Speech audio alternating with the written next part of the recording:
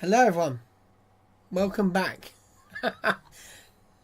So, we are back because SpaceX have just gone live again. I'm super confused and I don't like it.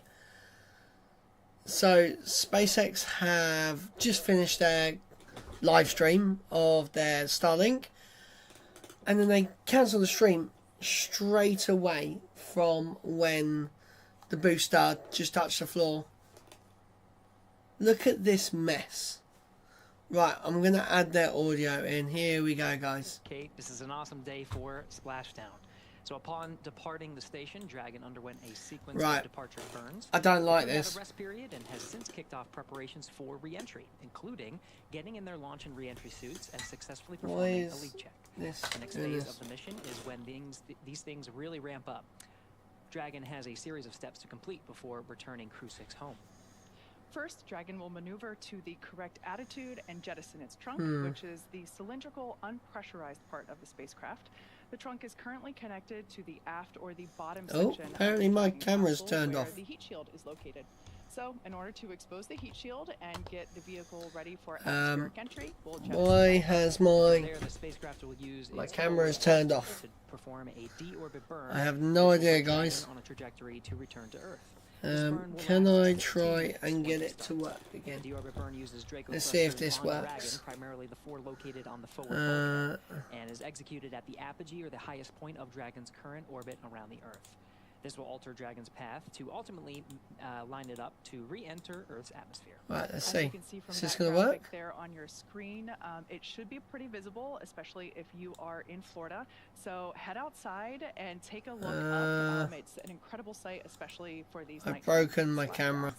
But before we go any further, let's take a minute to meet our crew. That's right. On board, starting with our captain, is Steve Bowen, who hails from Cohasset, Massachusetts, and is married with 3 children. He holds the title of the first U.S. Navy submarine officer selected as a mission specialist by NASA. Bowen is also a veteran of 3 previous NASA is this going to work? Including space shuttle flights on STS-126. SpaceX have broken my camera. During those missions, he and his crew expanded the living quarters on the International Space Station, delivered an cargo carrier and a Russian mini research module. With this mission, he now has logged 227 days in space, including 65 hours and 57 minutes in space. Today, he is the commander of Crew 6. Jeez. Sitting next to Dragon SpaceX, preemptively, we are 11 minutes out from deorbit sequence start and expect to be LOS during CLOSEP prep.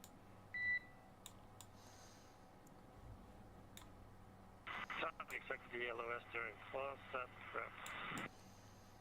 What the heck is going on? Comes from SpaceX Core to Dragon. Why is my camera? We know that we will have a loss of signal while we are performing the claw separation, which we mentioned that earlier is one of the steps for deorbit. But that burn coming up soon. Now, getting back to the crew on board, sitting next to Steven is pilot Warren Woody Hoberg. The 37-year-old is from Pittsburgh, Pennsylvania. He studied aeronautics and astronautics from MIT. Sorry guys, we're having a bit of a issue with our... During grad school, Hoberg worked as an EMT with the Yosemite Search. What the hell is going on here? This has been Hoberg's first flight since NASA selected him to be an astronaut in 2017. He is also a commercial pilot with instrument, single-engine, and multi-engine ratings. As pilot for Crew 6, he is responsible for spacecraft systems and performance. Aboard the station, what on earth is going on? Right, I'm going to delete my camera. I'm going to re-add it because I don't know what's going on. With 186 days in space and 11 hours, video capture device. Outside the hatch on 2 spacewalks. In the role of mission there we go, I'm back. He was chosen by the I have no idea what happened now, but Emirates to be a part of Expedition 68 and 69. There we go. 5 spent most of his life in Al Ain and Abu Dhabi, but in 2020 traded that in for astronaut training in Houston. There we go. So I'm back. I don't know what went on now, but something happened, and yeah. Additionally, he went on 1 spacewalk, totaling 7.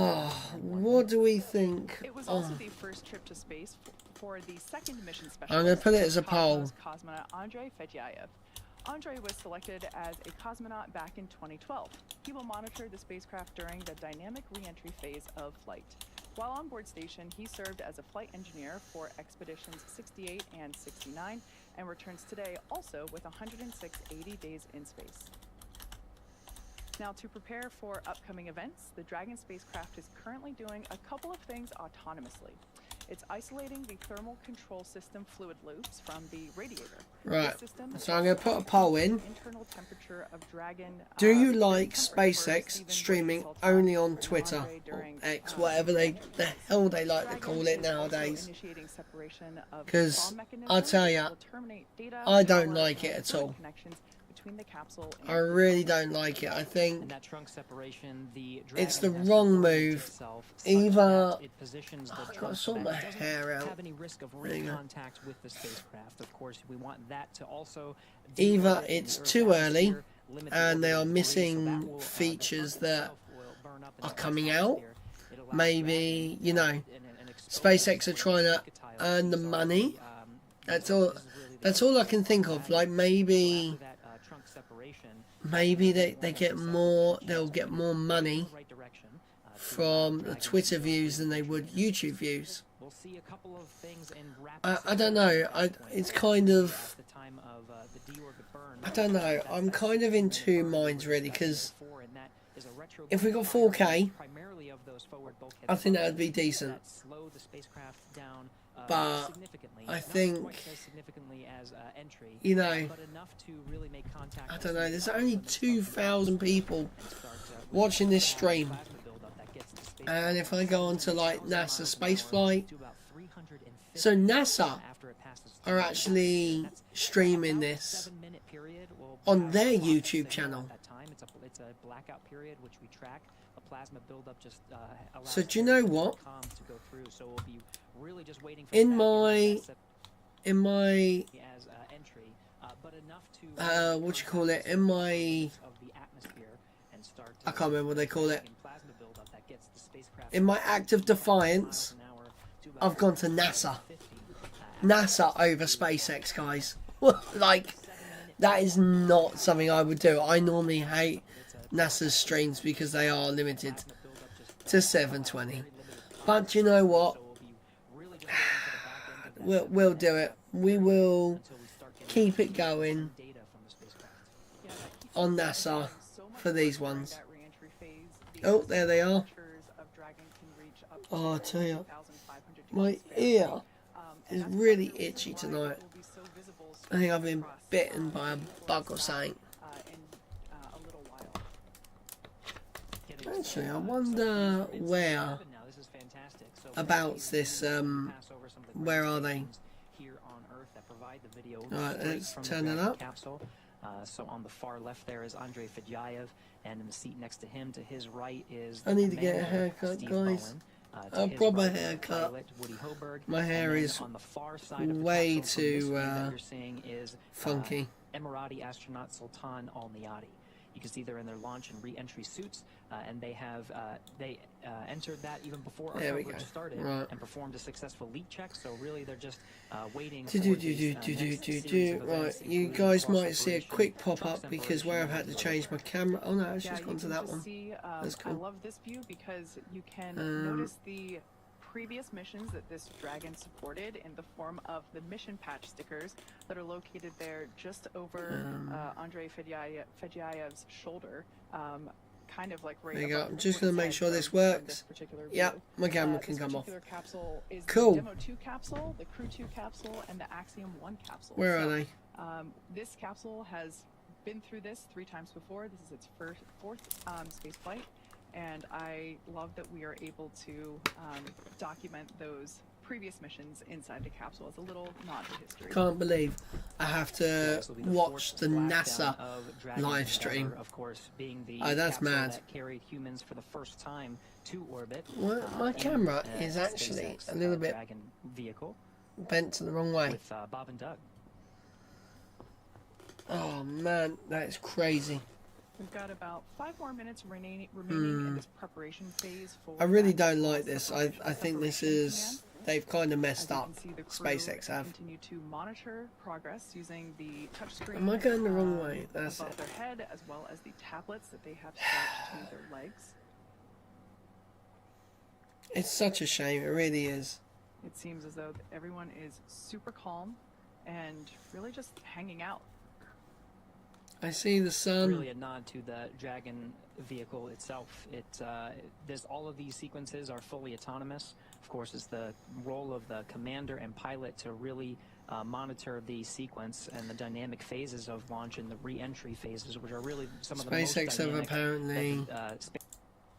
spacecraft will experience throughout the duration of the 6-month Just gonna open up a new but tab, they chuck also up the have the top. help of the mission specialist. Part of their role Twitter. is to look over the shoulder of the commander and pilot and look at the screens that are right in front of them, those displays providing telemetry to just be an extra set of eyes and check on some of the things, because there's a lot of data coming in, just to relay them to the commander and pilot. Everybody is watching those screens very intently. Right, what's going on? Sure.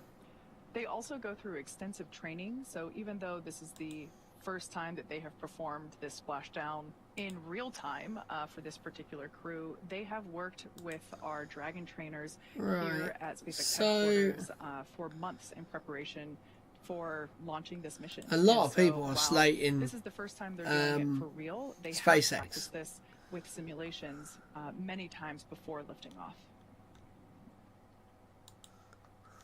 Sort of towards where their feet are on the far side of this particular view at the center is that is hatch. crazy.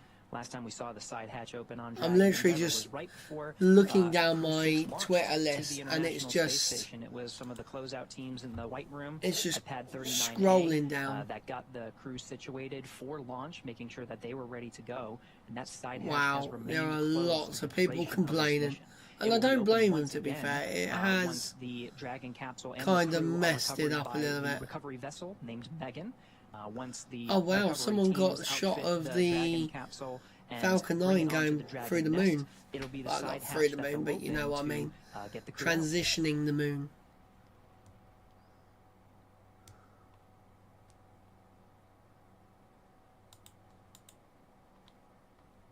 Once again, we're standing by for claw separation. That is the first physical change that the I don't like this, guys. They have for atmospheric re-entry. severely messed up. That claw separation is what allows for the trunk, the cylindrical unpressurized section of the spacecraft, to separate, and thereby revealing the heat shield, which is located at the bottom of the service section, or the pressurized section of the Dragon spacecraft.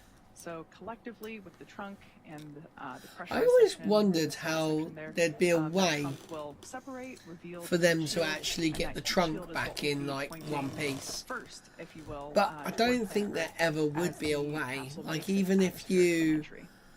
added a, So again, you we're know, targeting a splashdown off the coast of Florida. The prime landing target for today is off the coast of Jacksonville, Florida, even if you on the did Atlantic like some coast. sort of heat That shield, splashdown time is it just, I don't think it'd be 9:17 worth Pacific it. Time, 12:17 a.m. September 4th Eastern Time. So just a little more than an hour from now. To give you an idea of how much ground they're going to cover, you can see on the map in the center of their screen. They are very close to the orbit of the International Space Station in the Dragon. They're over the Indian Ocean right now, just west off of Singapore, on a southeastern track heading towards the western coast of Australia. So just in the matter of an hour, they'll cover really the distance around the world, halfway. That made no sense. Yeah, when the if you look at the track of Dragon and the International Space Station, how it orbits the Earth around a flat map, it kind of looks like a sine wave. So now they're on a southeastern track that will swing really south of Australia and then come up the Pacific. So you can see once we get into the re-entry phases, it will cross over southern Mexico and the Yucatan Peninsula. And perhaps if you're outside at just the right moment, just, See, if a Boca couple Chica minutes is prior what to that roughly landing site, here. 12:17 a.m. So if you're still up at midnight watching our coverage and you're in central pretty and northern cool. Florida, be sure to head out. There we see are. if you can I'm see, over here. depending on the weather there, All see the if way you can over in see, the dark. The plasma trail as Crew 6. It would be re-enters quite towards cool to Saturn. see the plasma trail, I have to say. I have to go to That's definitely one of Florida the benefits to a when they're nighttime bringing back splashdown. You can one still of see it these, during because the I think day, it'd be so but cool just to is watch certainly it much more striking go across. whenever it's, you know, streaking through the night sky. We've Oh, actually had a few this is going to be a long nighttime night, I splashdowns think. prior to this one. So Just Crew gone 6 quarter will past definitely be a 4 nighttime in the splashdown. morning We here in the also UK. had successful splashdowns I don't think at I'm nighttime getting any for sleep Crew tonight. 5, Crew 3, Crew 2, and Dragon, Crew 1. SpaceX, we're back with you. Deorbit sequence start. Oh look, you see all the... Dragon, put the heads back, and we see the thing. So that deorbit sequence starts with what's called claw sep prep, claw separation Nice. preparation. So once that claw begins to separate, it's about 45 seconds for that sequence to initiate, and then the trunk separates about 45 seconds after that claw separation. So it's relatively quick. So we're still in claw sep prep. I still can't believe. Where is my mouse? There's my mouse. I've got too many monitors, guys. I've got 4 monitors. I always seem to lose them. Once again, the crew will continue to monitor progress of events using the tablets and touchscreens that they have available to them. The touchscreen directly in front of pilot Woody Hoberg and Commander Steve Bowen also allows them to monitor the state of the Dragon flight computer, as well as be able to keep tabs on any thruster burns that occur. Live view there of mission control here at SpaceX headquarters in Hawthorne, California. Ooh. Just looking at Cosmic Chief on Twitter has added a few photos. In the center of mission control. The inventory tent.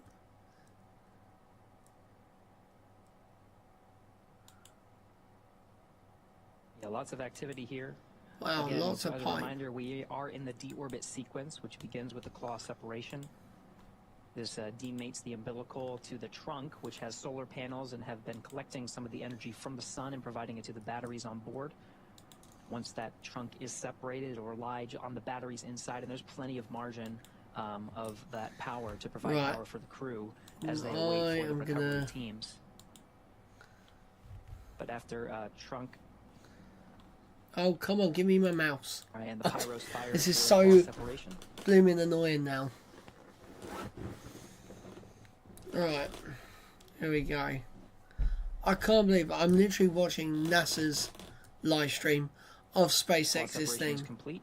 We're now on YouTube. For trunk separation. Again, it's just a matter of seconds before we confirm that the trunk is separated.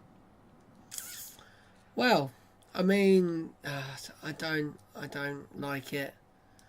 I don't like it at all. Literally, oh, what's this?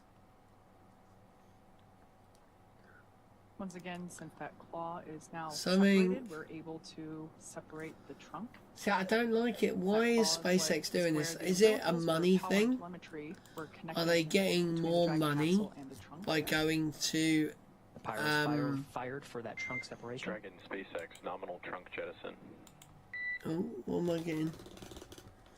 Dragon trunk has been jettisoned and the deorbit burn will start soon.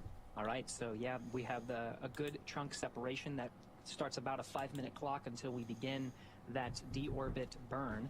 So that means telemetry. I don't like it. The nitrox system is primed for cabin and suit cooling, and the heat shield is now exposed and ready for atmospheric re-entry.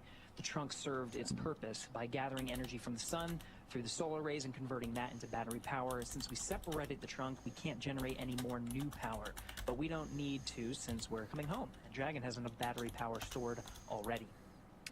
Up next, we have the final steps that Dragon will perform prior to re-entry, the slew or maneuver to deorbit burn attitude and the deorbit burn itself.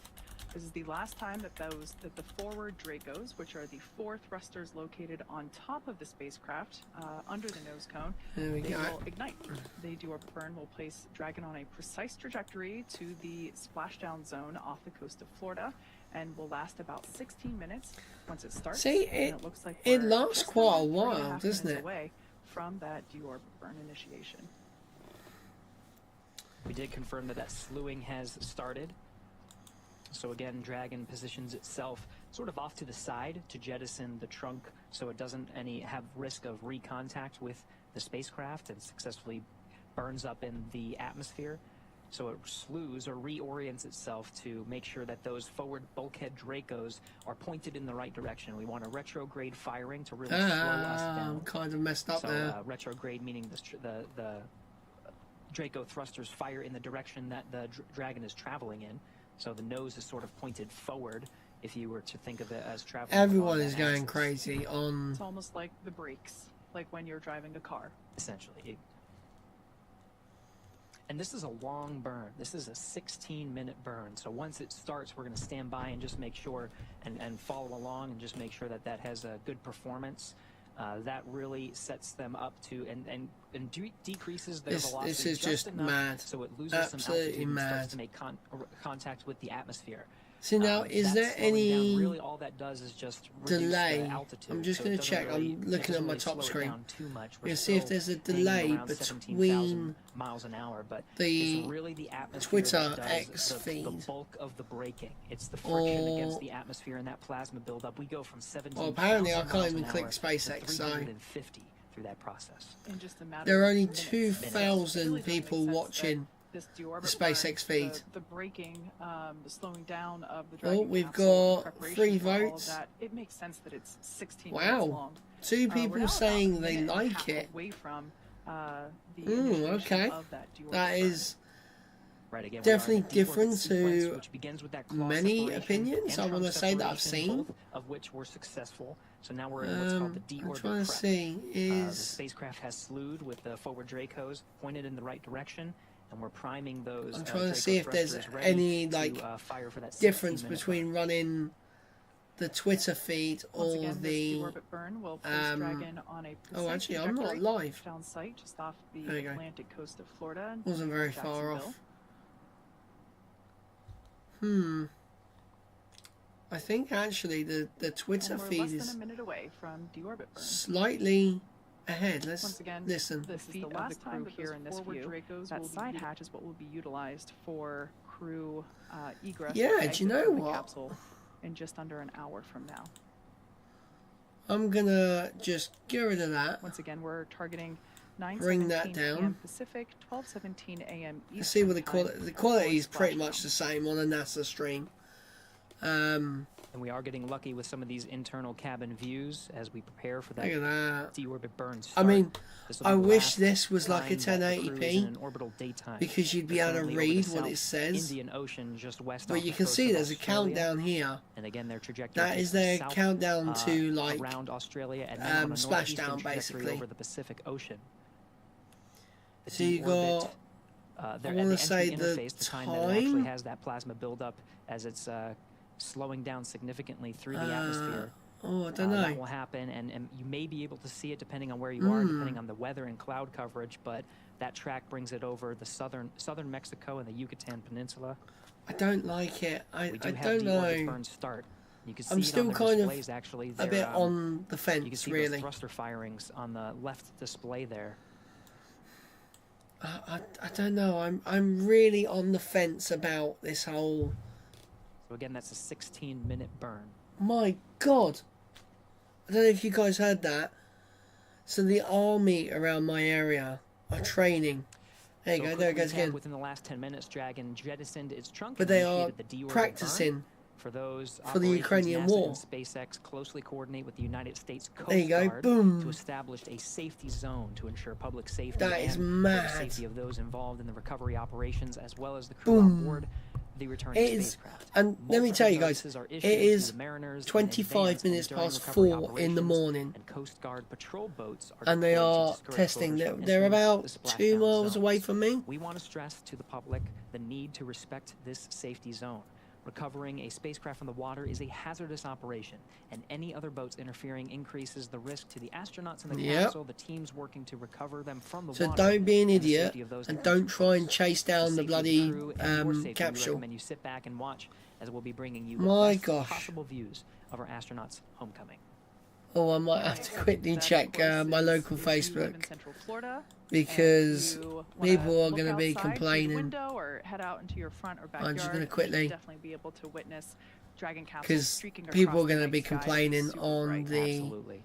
Now, like I mentioned earlier, this deorbit burn is the last time that those 4 forward Draco thrusters will fire. Dragon Endeavour has not yet entered the Earth's atmosphere. This deorbit burn is what will line the vehicle up and trying to see if anyone's complaining to the landing site, which, as we just said, is off the coast. They are seriously. I can feel that in my chest. Right now, as you can see on your screen, Stephen, Woody, Sultan, and Andre. Oh, if anyone watches NASCAR, Kyle Larson won the Southern 500. Darlington. I quite like that track. Capsule perigee, and how much distance remaining until deorbit burn termination. Right now, Dragon is flying itself, so all the crew has to do is fully autonomous. stay strapped in their seats and keep tabs on things.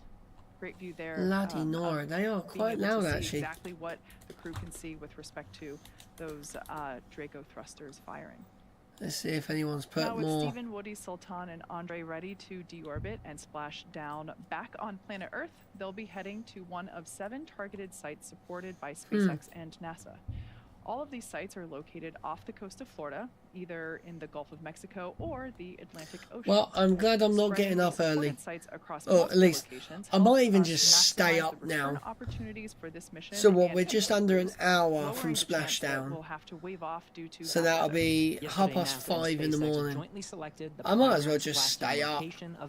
But honestly, I might just stay up and play KSP2. Including the space station's orbital trajectory, what landing sites are available and have favorable weather, how much free flight capability Dragon has for the trip home, and the sleep schedule for the returning crew members. I want to see if it peaks my microphone. Daily return options so I'm going to be quiet for a second. Space station's current orbit and Dragon's capabilities. There you go. Yeah, I see the spike. For re-entry. Boom. The time from undock to landing at the primary site can vary from less than 6 hours to more than 39. Getting home is literally Ukrainian soldiers being taught how to use our tanks. It's so annoying. This is the first night that they've had them going throughout the whole night. Trajectory and ballistics experts provide the daily opportunities that would line up Dragon with the 7 landing zones and split them into what we call ascending and descending opportunities. Dragon uses its Draco thrusters after leaving the station to execute a series of altitude-lowering maneuvers and to line up with the selected primary site. It can also change to different alternate sites while in free flight if sudden weather moves in that we need to avoid. And weather is something we're constantly looking at, making the final call to proceed about 2.5 hours before the crew undocks. For the Crew 6 return, we looked at a number of weather items. Some of the obvious ones are no rain or chance of lightning in the recovery zone, both for the safety of the crew inside the capsule. It's really starting to annoy me now, these tanks. We're also looking for wind speeds. Bugger off to Ukraine and bloody learn how to shoot our tanks. Relatively calm seas, so we can safely execute recovery operations, which includes landing a helicopter on the recovery ship to fly Steve, Woody, Sultan, and Andre back to Florida. Once Dragon began flying free today, we had a number of additional checkpoints to either proceed towards the primary landing site, head to an alternate, or select a new zone based on real-time weather data. These checks happened all the way up until we're in the final hours before the deorbit burn, which is underway now. I hope my child sleeps through this. Let's just say that. I really hope my child sleeps through it. To re-entering the Earth's atmosphere. Oh man! We oh wow! Look at within the deorbit burn. There's what the hell is all that in this burn? As we mentioned before, it started off as a 16-minute burn, so 6 minutes in, 10 minutes to go. This is the last time that those 4 forward Draco engines located at the top of the Dragon spacecraft will be utilized. This deorbit burn acts as a braking maneuver or slowing down for the capsule in preparation for that, for alignment for atmospheric reentry and splashdown. Before the deorbit burn, we were going about 17,500 miles per hour. So we're helping to slow the vehicle down and align it, but really it's the atmosphere and that heat shield located at the bottom of the Dragon capsule. I've actually selected the right slowing down we basically go from that orbital plane velocity straight of about away. 17,000 miles per hour down to So about basically 350 miles in per hour when the drogue parachutes will deploy. So in the there's air right now, significant over slowdown, just off the coast of in Florida, that phase of is this reentry. And this is, lovely little really plane just here. lining the capsule up for that precise, So this is the location plane that that has precise landing at the the location, which today is off the coast. basically can observe where the capsule comes back in. So this can go high altitude. A lot of the work from that 350 miles an hour down to about the time of splashdown.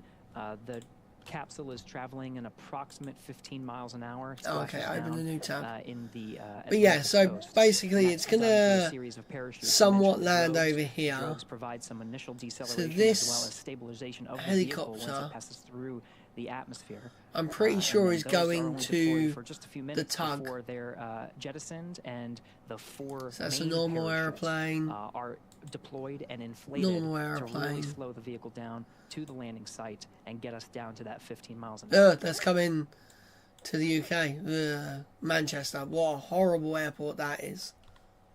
If you ever want a bad time, fly into Manchester. So what I'm going to do, I'm going to put this in the corner here. We've got just over there we go. 7 So what I'm going to do, I'm going to minutes zoom remaining in this deorbit burn. Once again, to crew our has trained and prepared for all phases of flight, including this deorbit and splashdown phase of the mission. So this should I get often like a to good think shot that, you know, of them during moments going like this when over something like dynamic that. going on, and we just see the crew chilling. It's a really such a testament to that preparation, that training that they do both with the NASA teams and the SpaceX teams prior to even arriving at the launch pad. And they try to maximize the crew's comfort through the duration of Dragon's flight. When we covered undocking just what seems like just a couple of hours ago at this point, they had these launch and entry suits, and that was because they put them on during some of the more dynamic phases, and that includes the actual contact and separation from the International Space Station. But very shortly after they exited the keep-out sphere, which is only 200 meters away, they got the call that they could That's remove not bad, those actually, suits, 200 meters. and they had the suits off for really the most of the duration of the flight. They have them back right, on. I'm going into laid-back mode for a second. Very dynamic phase, I'm going to put... and this is a 16-minute burn and a very important milestone. Here we go. Guys, wake me up when to Earth. something good's happening. Down and the suits will provide that extra layer protection. This is kind of the boring bit right now. Dynamic phase. Of course, there's I'm gonna bring my microphone the all the way out to station. me. In a blackout period, there's a lot of stress. There we on go. the vehicle, so that just provides an extra layer I'm just gonna casually sit here and try not to fall asleep. And we do that not just through, actually, I need to see it. Is my green screen still working? Like when you can take Let's off, see. lift off the suit, but also the design of the suit itself, as well as the seats. So each crew member has the green screen is still working. That's good. They, I need to get it's on a rail that goes around here, but I need to move the rail because it keeps getting caught. While maintaining the extraordinary high levels of safety required. But the seats as well. There we go. Also So green screen is working. Cool. Length and sizing customizations in. I can literally just chill small, here now. medium, large, basically, for the armrest, the bucket, the seat itself. Surely and that's as got well to as the be footrest. 16 minutes So, now. yeah, Surely. we definitely try to maximize the crew comfort in as many ways as we possibly can. And once again, we are in the deorbit burn. This is the burn that lines the crew up for that precise landing off the coast of Jacksonville, Florida.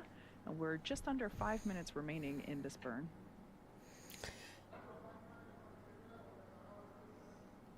Yeah, and the crew is really just watching the vehicle perform on its own at this point. They're not really executing any commands.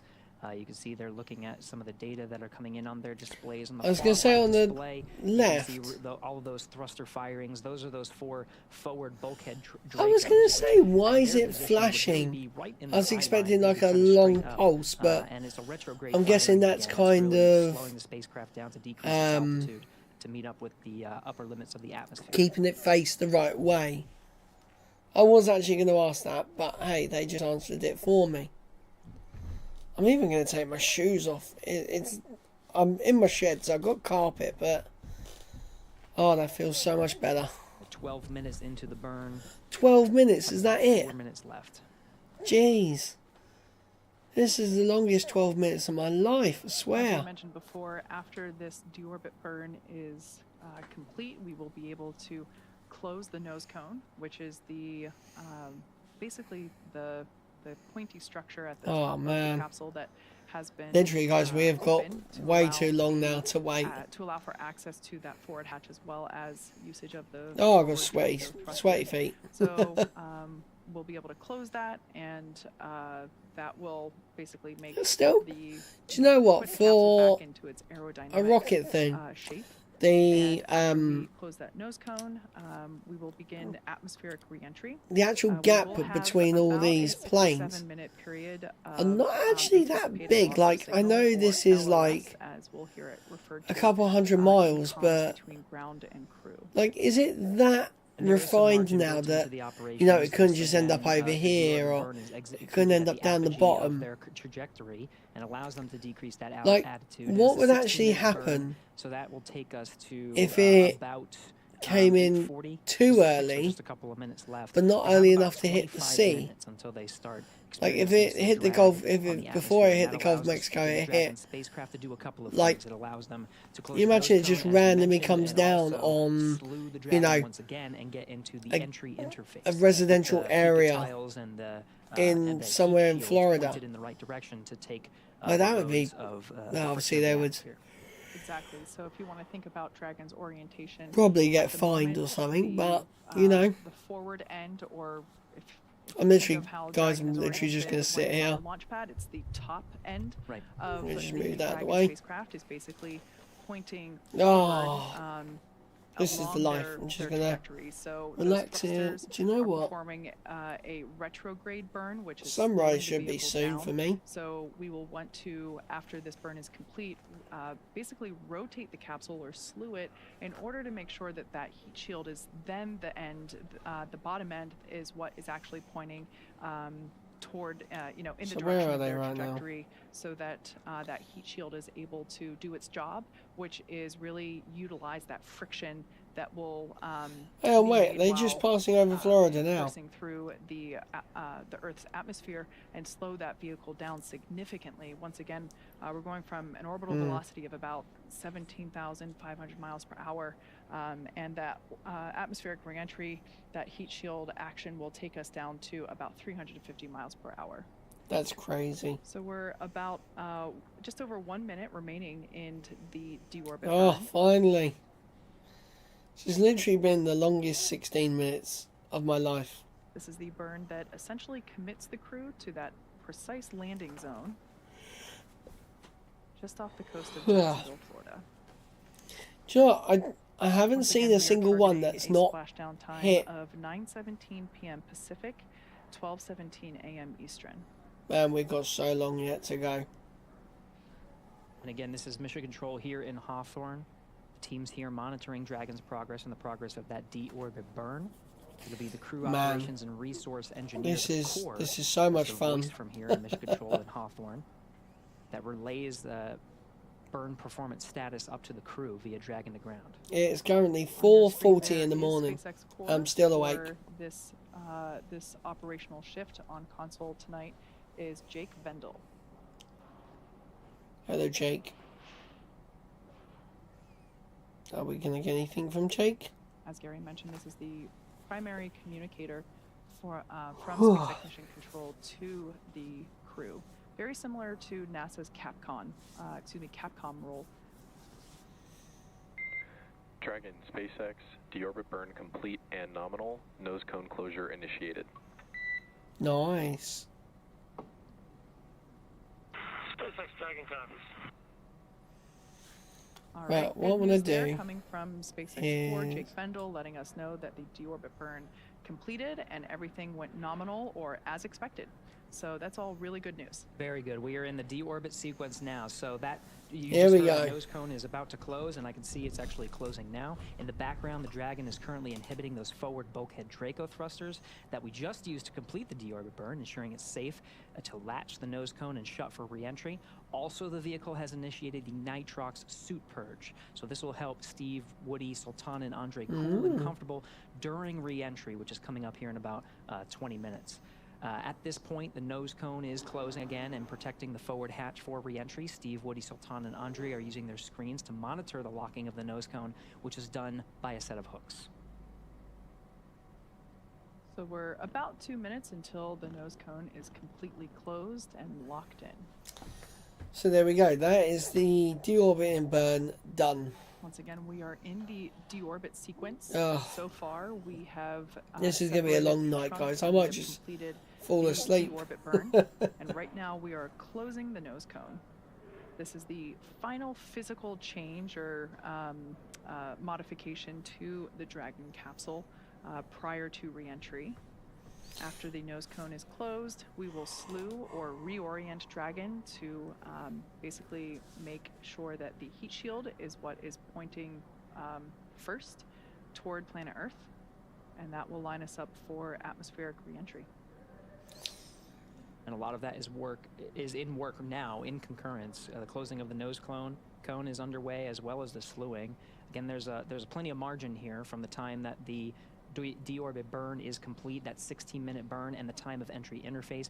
Make sure there's, if they have time to correct anything, that is already built in, but everything's looking good so far. Making sure the heat shields are pointed the right way, nose cone is closed. We are looking good so far, which is good. With that nitrogen purge. So we saw the views of the crew from the inside of the capsule with their visors up. Again, those visors will come down. And part of the, not only do the suits actually provide that extra protection, but Kate, you mentioned these planes make sure just to the left, they are and comfort, because there's a lot kind of of quite close, to be fair. Re-entry process. It can the outside. So of the I'm pretty sure experience this upwards of 300, helicopter here, I don't know if you guys can see it because it'd be too small, but I'm pretty sure that is the helicopter that takes the so the crew generally stays what really you call it, even though the exterior of the capsule does takes the crew hot, back to Florida, basically. With that plasma buildup, it'll be certainly one of the more dynamic things that the spacecraft goes through during its mission. But yeah, the crew stays pretty comfortable, and that nitrox air, which is a mixture of nitrogen and oxygen, the same stuff that is put into scuba tanks for scuba divers, that same breathing air, we pump that through the suits to allow the crew to stay super comfy during their re-entry. We did get confirmation that the nose cone is closed. So this deorbit sequence we're really making our way through very well. As we begin the second half of entry, Dragon is now beginning to inject that cool nitrox air that I mentioned before.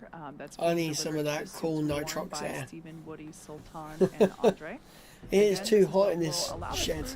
It is currently 23 degrees. And it's not fun. It's the heat shield will too hot in here. Forward, leading the capsule to the landing site. Now, speaking of that heat shield, Dragon's primary heat shield is comprised of Pica 3.0. Pica meaning phenolic impregnated carbon Pikachu. The first generation Pica was initially developed by NASA for studying and sampling comets within our solar system. Yeah, really cool history. Nice. SpaceX partnered with NASA to develop Pica X. So we're about 37 minutes. No, 37. That successfully resupplied the space station on 20 different missions. Yeah, about 37 was minutes. developed specifically for use on the Dragon 2 crew and cargo. 30-ish minutes away from Splashdown. Optimized the heat shield and drove down costs. Do you think I'm going to stay away from it, guys? The remainder of Dragon capsule is comprised primarily of SpaceX proprietary ablative material. It's another class of thermal protection, which is lighter weight versus Pica and protects the underlying composite structure during re-entry to basically ensure that the structural capabilities are maintained from mission to mission. And while Dragon will experience temperatures well over 3,000 degrees Fahrenheit, 3,500 degrees, during peak re-entry conditions, the characteristics of the TPS, the thermal protection system, coupled with the ECLIS, environmental control and life support system in the pressurized interior, will ensure that Steve, Woody, Sultan, and Andre stay cool and comfortable. I have to say, it must be a bit of a roller coaster to come back down to Earth. Dragon Endeavour has re-entered the Earth's atmosphere, a series of parachutes will deploy to slow the crew's descent. As we mentioned before, the first set will be the 2 drogue parachutes, followed by the 4 main chutes, and those will guide Dragon to its first contact with Earth since launching in April earlier this year. Dragon will automatically deploy these parachutes with different pressure and positioning sensors on the capsule detect that they are at the right speed and altitude. Vehicle velocity at drogue deploy is approximately 300 miles per hour. They deploy at about 18,000 feet. Then vehicle velocity at main parachute deploy is approximately 119 miles an hour. They deploy at about 6,500 feet. Vehicle velocity at water splashdown is about 16 miles an hour. Highest G load the crew will experience during re-entry is approximately 3.5 Gs. Cool. So again, the nose cone is closed. Those nose cones are quite a lot of G's, actually. A series of latches. The first set of hooks is closed, and the second set of hooks is traveling to secure the nose cone. Again, that is closed, and the vehicle is slewing or orienting itself with the deorbit position, with the entry interface position, to allow the heat shield to meet up with the atmosphere. And those Pika tiles that were designed to take those loads of the heat Man will be alive. pointing in the right direction.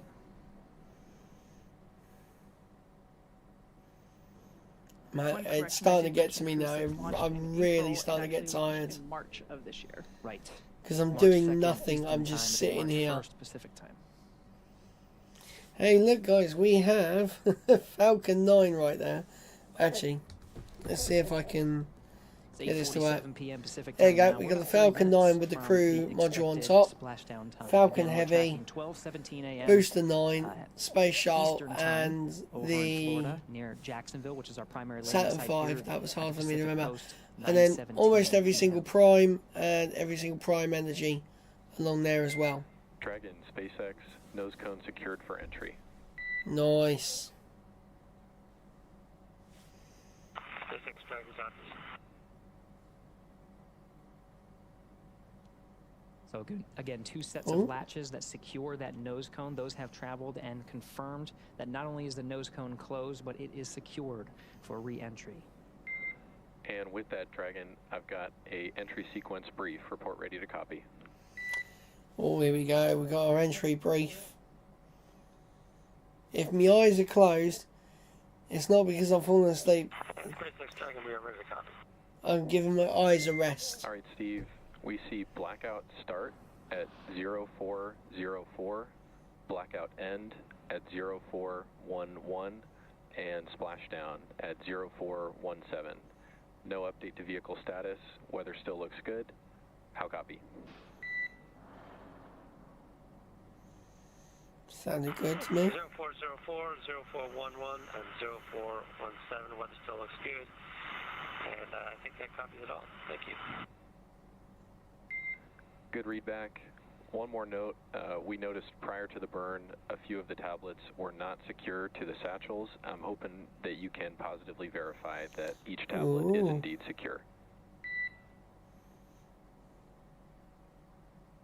We're working on that right now, and we'll get it by 1:50. Copy. All right, that was SpaceX Core Jake Vendel letting Commander Steve Bowen know our updated timeline for that expected loss of signal. We heard them read out. So basically, in 14 minutes. 11, those times being, the space standard, the GMT time zone. So for us, we would expect that to be at 9:04 p.m. Pacific, 12:04 p.m. Eastern, and lasting until the 11-minute mark there. So just slightly. Man alive. I'm so tired. About a 6 or 7 minute loss of signal. Do I have any sweets or Splashdown anything? time remains, I don't think I do. As we originally were targeting that 9:17 p.m. Pacific, 12:17 a.m. I'm going to drink some more of my drink. Try and keep myself awake. Quick in succession everything is. From 9:04 to 9:11, we go from 17,000 miles an hour to 350 miles an hour, and then through the drogue parachute deployment and main parachute deployment over the course of 6 minutes, we get down to 15 miles an hour. It is a crazy deceleration. It really is. Yeah, and during that like, time, when you're driving in the car, let's say you're doing 70 on the motorway, and you just have to hit the brakes because there's queuing up in front, typical M25 sort of situation, and you go from like 70 down to like 60. You don't really notice it.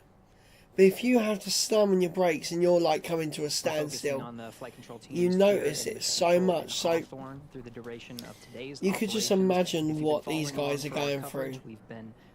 Like, I want to get up there. I want to do this. You know, just send me around the earth a couple of times. I'll be happy. It's a different set of flight criteria and flight rules. No. Two control rooms are working in tandem, operating by the same flight criteria. And there is that dance of the Dragon and the International Space Station. Really, the responsibility of the Dragon is on the teams here. I'm quite surprised they don't have standing desks. Communicating constantly with the teams over at that NASA. seems to be like people's sort of things. Oh, mate, he's going to get himself a coffee. Return home to Earth. You know what that normally means? Check his computer, make sure he hasn't shut down any systems or stuff. Like Jurassic World, so we mentioned before that our Jurassic Park. Anticipated loss of signal is coming up at 9:04 p.m. and will last about 7 minutes. 9:04 p.m. That is 5:04 a.m. here in the UK. All of our Dragon re-entry missions. It is pretty standard and expected. The 7-minute period where the Dragon is unable to send any telemetry to the ground or be commanded from the ground, including no communications, which is why we call it a communications blackout. So it's a complete blackout. As we've said a couple of times, the heat shield located at the bottom of the capsule will be doing a ton of work as it encounters that friction from the atmosphere as it re-enters. This is a good thing. It's helping to slow the vehicle down from 17,000 miles per hour to about 350 miles per hour. Now, as a result of all that work being done by the heat shield and the friction, this plasma forms on the exterior of the capsule, and that's why we have these thermal protection systems, or TPS. All around Dragon to help protect it during these phases where that plasma builds up and gets really hot. It'll reach about 3,500 degrees or thereabout during this reentry phase. So pretty standard. That being said, it does make for a great view. If you live in Central Florida, you will definitely be able to see Dragon streaking across the night sky. Really, if you look up, you won't be able to miss it. Now, of course, once Dragon splashes down, and we did get that read very recently up to the crew that we're right on target for that 9:17 p.m. Pacific, 12:17 a.m. Eastern Time splashdown. Oh, stop saying the a.m. Don't remind me, it's always 5 o'clock in the morning. We got word that the recovery vessel named Megan is out there. That'll be the one that actually lifts the Dragon capsule up from the water. There's also a helicopter, jet skis, and whole teams really ready to go to support the recovery operations. We've supported many nighttime landings or splashdowns in the past, and so they're very used to these operations. Dragon has systems built into the outside of the capsule that allow for flashing lights and a lot of calling of attention to itself to make sure that the recovery teams can easily see it. And of course, the assets themselves have equipment on board to be able to locate, track, and find, and of course recover the Dragon capsule. And SpaceX have just deployed 21 of their Starlink satellites that just took off. Circle the vehicle and just make sure that the Dragon capsule itself is safe to approach. There's dedicated teams that go out and make sure there's no leaking of nitrogen tetroxide or any hazardous materials before the rest of the teams move in. There's a lot of team members that are out there now to support the operation. Yeah, this evening for this Atlantic Coast recovery, we are utilizing our recovery vessel Megan.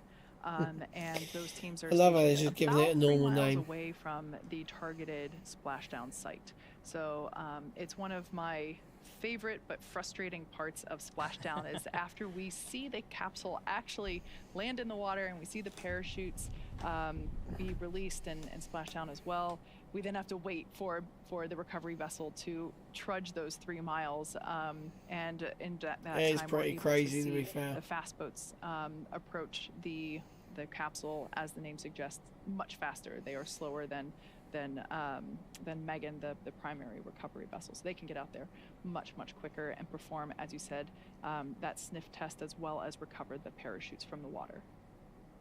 Yeah, and we've seen lots of improvements just because, you know, we're talking about Crew 6 right now. Oh, so this is my head, this is guys. not just a 6th mission. We've also done this with the demonstration mission with Bob and Doug, Demo 2. And so this will really be the 7th time that we've done it for a crew operation.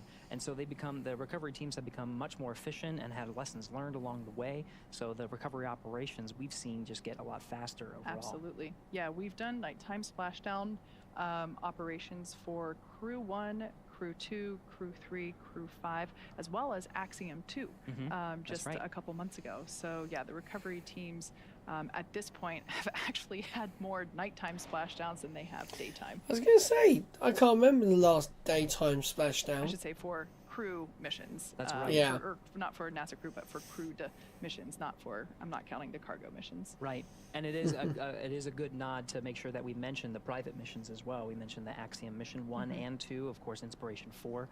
So there's a lot of practice with the recovery operations in these teams. Of course, we have the views here I can't of the believe flight I'm literally operations sitting teams here, in Hawthorne.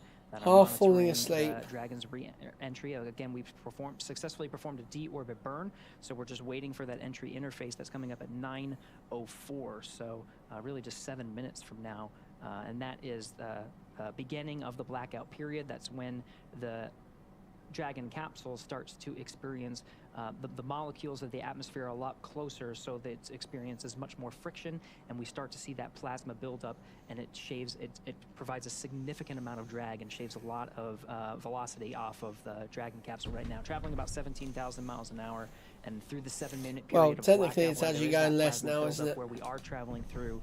Oh no, it is doing denser, 17,000 miles an parts hour. of the atmosphere. It's not doing slowing 17,500 down miles an significantly. hour. On the back end of that, 9/11, they said, was the exit of that blackout period where we stopped getting communications. Okay, I from thought the he was talking crew, about a different and we're on 9/11 the then. back end of the entry interface, that will be we'll get down to 350 miles an hour.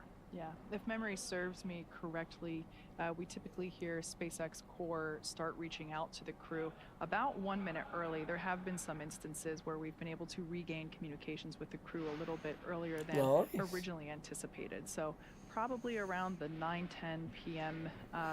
Minute mark Pacific. At least the guns have stopped now, the tanks over my end. Hail the Crew 6. Seriously, it's getting so annoying now. Of course, an estimate based on the predicted plasma buildup and the predicted comms blackout, but of course there could be another minute or so before they regain comms, and that's all built into the timeline. We'll hear those checks go up on Dragon to ground, and they'll continuously call the crew.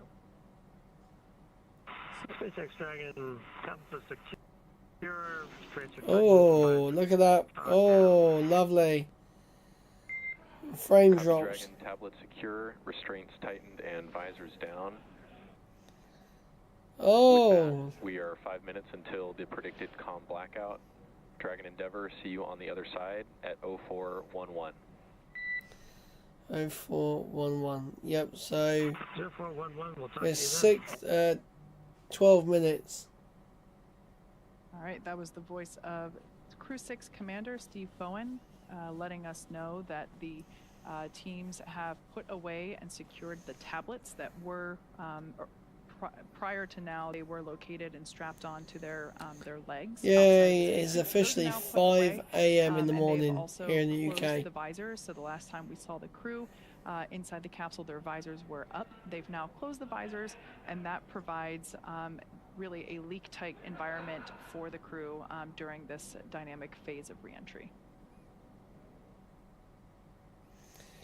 For those of you that have recently joined over the last 45 minutes, we've basically been executing step-by-step the deorbit sequence, starting with the releasing of the claw, which is what was connecting the Dragon capsule to the trunk being the unpressurized section that is jettisoned in order to reveal the heat shield located at the bottom of the Dragon spacecraft. Man alive. We released the claw, that the trunk separated. We then performed a 16-minute long deep orbit what's burn. happening? We've also slewed Session or timed out. reoriented the capsule so that the heat shield is facing it's hard to describe it in my head, but it basically, the heat shield is what is leading the capsule to the targeted splashdown site, which today is in the Atlantic Ocean. Man. Yeah, I wouldn't blame you for leaving. This is going to be a very long and boring that stream. will last for 7 minutes, and it will start at 9:04 p.m. Pacific, and about 3 minutes from now. That is standard for all of our Crew Dragon reentry missions, and at that point in time, the Dragon will not be able to send any telemetry or data to the ground. The ground will not be able to command Dragon at all, and we will not be able to receive any communications from the crew or to them. Come on. Now on the back end of the communications blackout, Joe, while we're waiting for this, it'll be the, I'm going to say, if you're still watching this, fair play to you. But don't forget to subscribe and press the notification bell for more videos. I'm hoping with SpaceX doing no streams on YouTube, it means that I might actually get a few more views nowadays. I very much doubt it's going to happen, but you know, here's the hoping. We got more KSP2 content coming out, more GTA content coming out. I've got quite a bit already on the list, ready to upload. So yeah, that's cool. I'm going back to my little slumber. Oh man. The views we're seeing now are, of course, of the flight operations team here in Mission Control in Hawthorne. We'll soon hopefully be getting some views from the recovery vessels out in the Atlantic Ocean. That's so somewhere as well as the recovery around here, fast boats and jet skis. We should be getting views hopefully from the Atlantic Ocean. The Crew 6's entry through the atmosphere. I was trying to look through my notes. I can't quite remember what it is off the top of my head, but you were talking about the parachutes before, and the drogue chutes that we deploy prior to the main parachutes. Those drogue chutes help provide additional slowing and stability for the Dragon capsule as it comes out of that atmospheric reentry. And I forget what factor it is that if we didn't have the drogue parachutes, I think it's something like the main parachutes would have to be manufactured to be 2 to 3 times stronger, which of course would add weight to the capsule itself. And in spaceflight, everything is weight. You want to minimize the weight that you're taking. So those drogue chutes are definitely small but mighty in the job that they have. So we should now be in communications blackout now. Away from that, or just a couple seconds rather, away from that anticipated loss of signal, or LOS. This will be a 7-minute period in which we were unable to communicate with the crew, and we are unable to command Dragon or receive telemetry or data from it. And the room goes quiet. This honestly,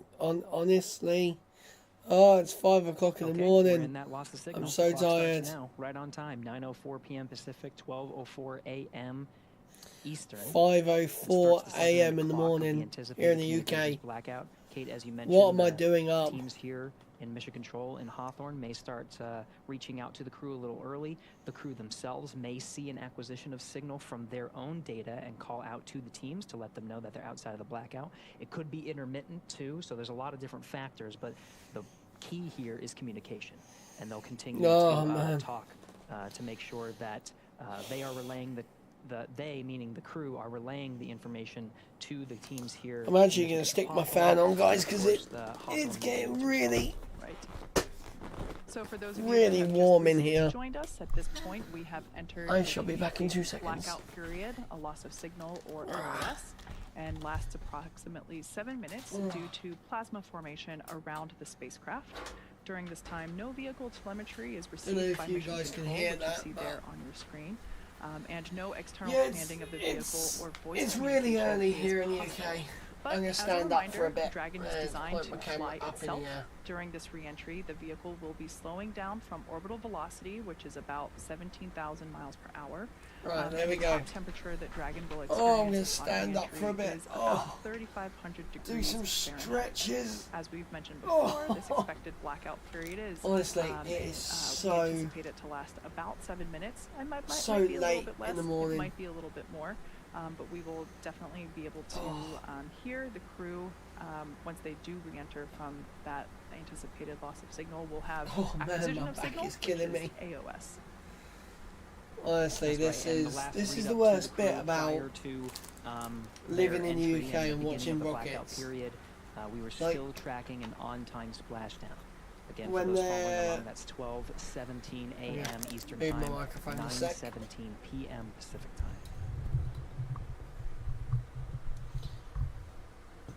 Right, that should be better now.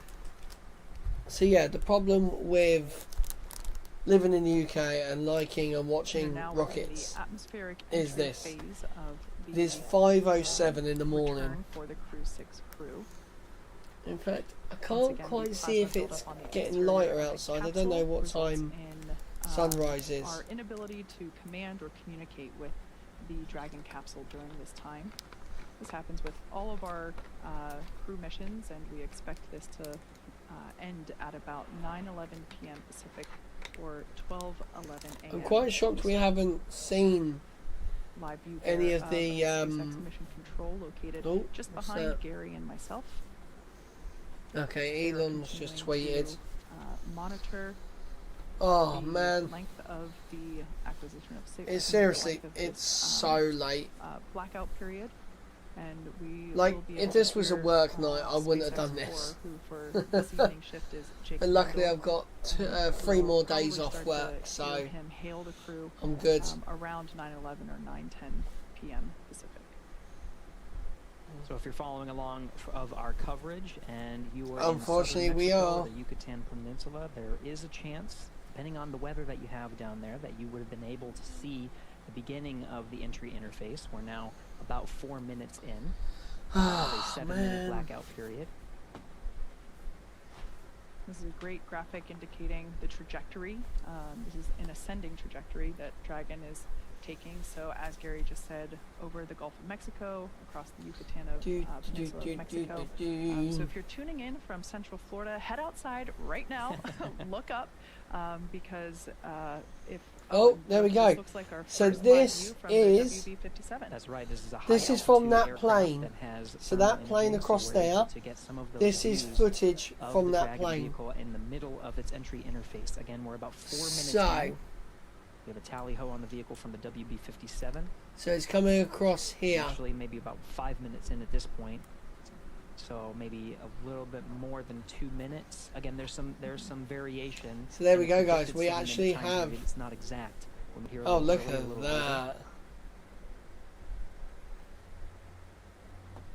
So as we were saying, if you're in Central Florida, head outside right now. You should be able to see this glowing streak cross over as we are Oh, dropping. look There's at that streak I was that. just mentioning. That's a live view, not thermal.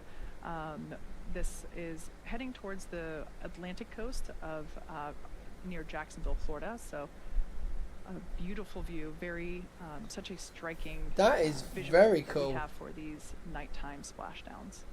Recovery teams are in position off the coast of Jacksonville, Florida.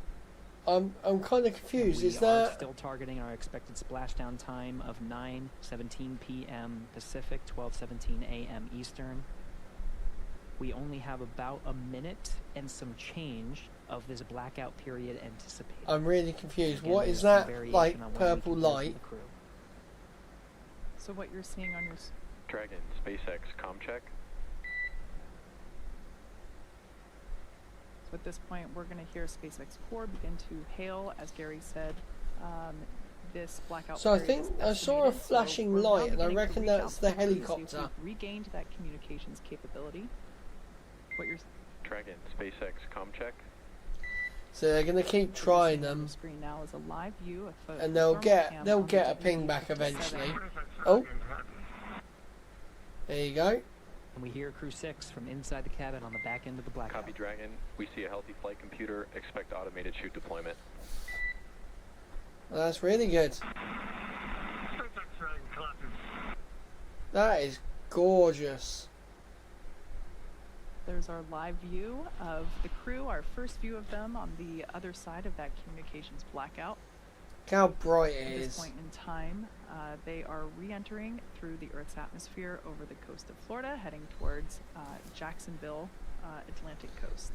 Yeah, so literally they are coming, they are threading the needle which should happen between in this about part 2 here. minutes, just over 2 minutes. You can see they got through some of the thicker parts of the atmosphere, and that plasma buildup is starting to dissipate. You have about, less than 2 minutes or so. Dragon, SpaceX GPS converged. Expect nominal altitude for drogue chute deploy. Nice, everything's looking nominal. Alright, so that call out just letting the crew know that they can expect to have the initial parachute deployment, that is the drogue parachutes, and that those typically deploy about 18,000 feet. At that point in time, the capsule is going around 350 miles per hour. Dang, that's The quite data telemetry from Dragon is in high. meters, so if you do hear those calls from the crew and from us, some of the telemetry we're seeing is in the metric system. Well, I might go turn my fan off because I'm actually getting a bit cold now. I can have it one way or I can have it the other way. It's never in the middle. Position to take the loads of the chutes as they experience the G-forces that the chutes exhibit upon deployment. Nope, It provides some drag on the vehicle. Oh wow, yeah, I've managed to drop we're it traveling about 350 a miles whole- an hour. So from here, with the drogue a deployment, whole and 4 main degrees deployment, we're going to get down just to by about having the 15 fan miles on. an hour. Right, we're Drogue gonna sit deployment back coming up down in now. Approximately 20 Dragon, seconds. brace for drogue window.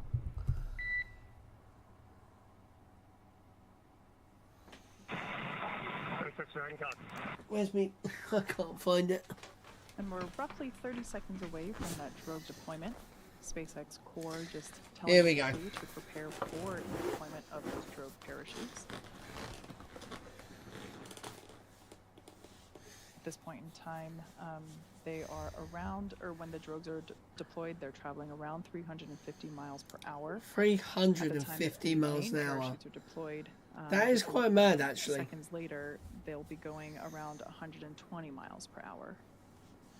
So these drogue parachutes help provide an, further deceleration as well as stability for the capsule prior to those main parachute deployments. Oh, there's the High fired, and we chutes. have good confirmation of drogue chutes. There we go, look at that. Oh, there's the moon. The view from inside the parachute bucket. Look at that, nice 2 strong drogue chutes. My phone's going to be vibrating like crazy. Dragon, nominal descent rate, and recovery team reports a visual on 2 healthy drogues. SpaceX Dragon copy, that's good news. Should see drogue chute jettison here momentarily. We'll see those 2 chutes that you see be released from the capsule, just like so, and release the 4 parachutes. Now That is deploying. crazy, it must like speed back up for a little Dragon bit. has saved all of its propulsion systems and is now has already terminated that nitrox suit and cabin purges. Those were helping to Oh, keep look the at them. crew cool during re-entry. Them chutes are Looks like we really have cool. 4 very beautiful and healthy main parachutes. Dragon, we see a nominal descent rate on 4 healthy mains. Look how bright that SpaceX is. Dragon copy, and SpaceX Dragon coming up on 1,000. So there's that confirmation Copy, 1,000 meters. Oh, so this is from the plane. confirmation of those 4 healthy chute So, deployments. I wonder which way it's looking. Because, like, if you look here, Now standing by for You've got the splashdown. helicopter there. At the point of splashdown, the capsule will be going about 15 or 16 miles per hour. Continuing to decelerate from a rate of from a speed of about 120 miles per hour. 800. So we will now begin Copy 800. to hear Commander Steve Bowen call out the altitude as they approach the water surface. That is again in meters. Landing in water is simpler and provides more margin against unlikely parachute issues. We had to learn how to make Dragon waterproof, but once you do that, it's very much a rinse, review, reuse type process. Nice. 600. Copy So they are 600. really close now. 600 meters. So I and think the they're descent rate somewhere in is like as predicted, this area. meaning we're targeting that splashdown time in about a minute. Yeah, we're pretty close. Live view of Dragon Endeavour with the Crew 6 team members on board, being held up by 4 beautiful main parachutes. Dragon, we see 400.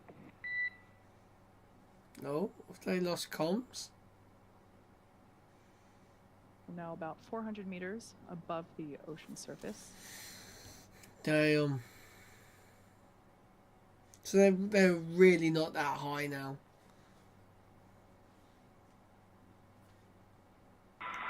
SpaceX Dragon 200 sprays for splashdown. Alright, brace, brace, Copy, brace. braced for splashdown. So they'll be like this. Push back Again, in their the seats have seats. been rotated in the position to take the loads of re-entry and parachute deployment as well as splashdown. The crew is braced. We are Oh, inside good itchy 100 leg. meters. Alright, here we go. You should be able to see the ocean. Dragon Endeavour continuing its slow descent. Come up, there you go, look at There we that. can see splashdown on screen. Those parachutes are then cut and released.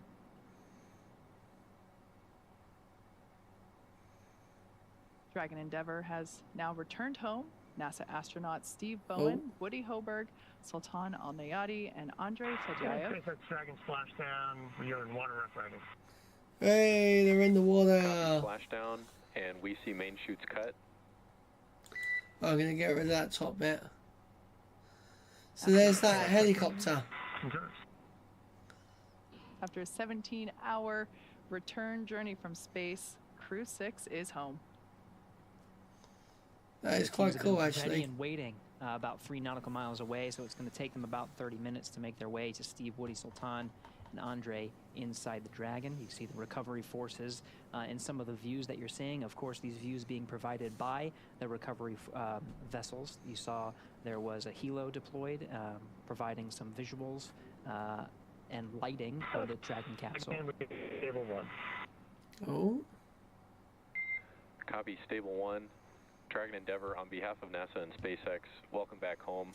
Thank you for flying SpaceX. thank you for trying SpaceX. Thanks, SpaceX Endeavour. We greatly appreciate all the support from all the Oh, there's the fast training boats. through the launch, throughout the mission, keeping us abreast of all the status of the vehicle, and all the support all the way down. This has been incredible. Greatly appreciated. I look forward to working with you all again.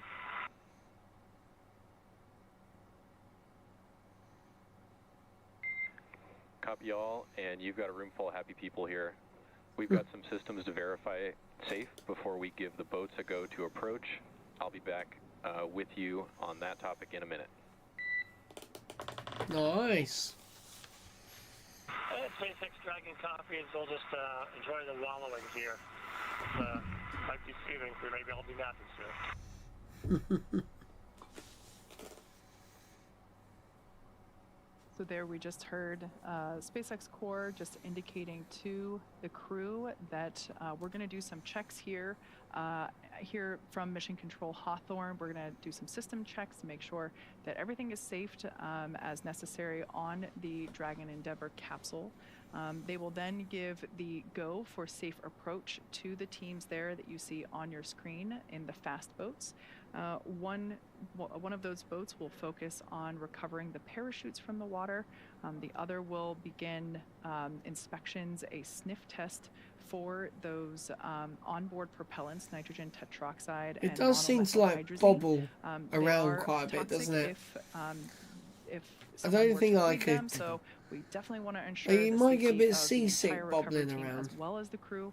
So one of the teams in the fast boats will perform a sniff test using devices while wearing personal protective equipment to ensure that none of those PPE? propellants oh my have gosh. leaked out, and that there's no vapors lingering from, just many minutes ago when those thrusters were actually firing back in space. Precisely. Now this is the 4th splashdown of Dragon Endeavour and completes the 4th mission, Crew 6. Damn. Splashing down right on time, 12:17 a.m. Eastern Time, 9:17 p.m. Pacific Time. We're getting they can really time these down perfect now. Many nautical miles away from the coast of Jacksonville, Florida. And the crew and teams here in Hawthorne reported a stable 1 position. That just notifies that the capsule is in the ideal position, floating in the Atlantic Ocean there, upright, with the heat shield in the water and the nose cone pointed towards the sky, as you see there.